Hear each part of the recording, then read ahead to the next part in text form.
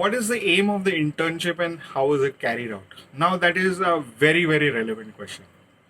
So, the idea of having an internship was to make sure that whatever you learned in the 9 weeks of training over 18 classes would make its place in your brains. What do I mean by that? Is that people do a number of courses, but there is very little application of theory to practice, right? And over a period of time, that learning is lost. So now what happens when you're working in these internships? Okay, why do I call it an internship? To give it a serious meaning. And when you enter this internship, which are flexi paced self-learning initiatives, what happens is you are given one company based on which all the aspects that you have learned, the 12 dimensions of analysis, you are applying each one of them to the company in question. The company is taken up by you where you fancy an investment, right? So when you apply these concepts to a stock that you're passionate about, the learning is much quicker. Second is what happens is that we do comparative analysis of companies in the similar space. And what happens is that, you know, all the students of the class are working with the same segment. So in the first month of internship, students are working with the consumer segment. So the entire focus of the class, there are 90 of them, some work in pairs, some work individually. So if there are 90, we have got more than 45 companies that are being studied. And because they're all in the consumer space, you get a complete understanding of this kind of business. 45 companies is a lot, right?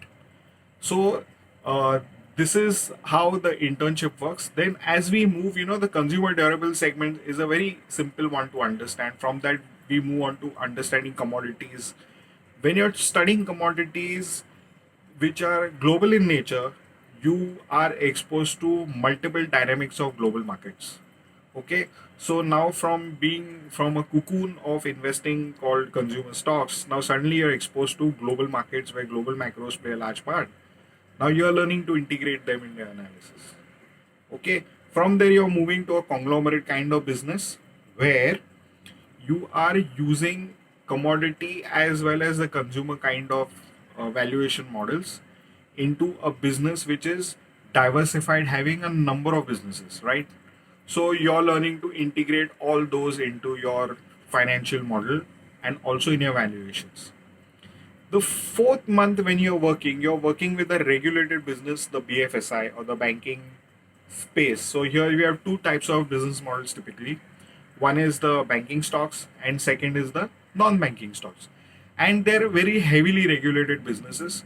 So you are now learning to work with businesses with very strict boundaries around which they can function, right? So a lot of laws are laid out by the RBI, which are impacting this sector. So you're learning the ropes of working with stocks in regulated industries, and this kind of understanding can be applied to a plethora of businesses which are regulated by the state. So we can talk of oil and gas, we can talk about the power generation business, and many others, and so on and so forth. So you take exchanges and all this. So now what happens? This course is designed in such a way that you know uh, the entire aspects of investing around variety of stocks, business models, valuation techniques, and scenarios is incorporated. So over a 4 month period, okay, you're typically exposed to anywhere between 45 into 4, which is about 180 stock ideas. And to my mind, this is the biggest game changer that there is.